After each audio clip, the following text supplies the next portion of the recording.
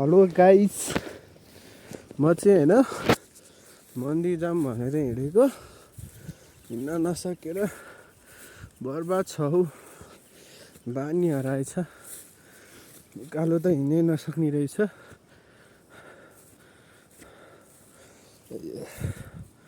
चिम्टेश्वर जाम भनेको बर्बाद रहेछ हौ।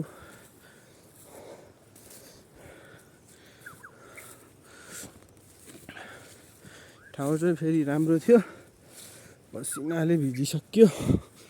यति बाटो पनि भएको छैन, ट्रेकिङको लागि चाहिँ खतरा हो हैन।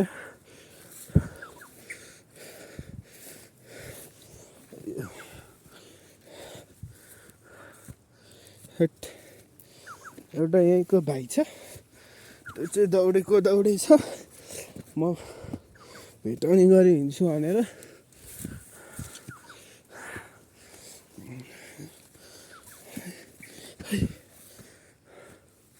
म चाहिँ सक्दैन है, बिस्तारै हिँड्यो। त्यो पनि पसिना आउँछ। यताको भ्यू चाहिँ यस्तो छ।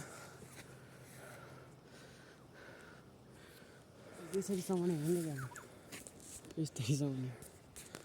ल अहिलेलाई चाहिँ यति नै होइन, फेरि अर्को भिडियोमा भेटौँला।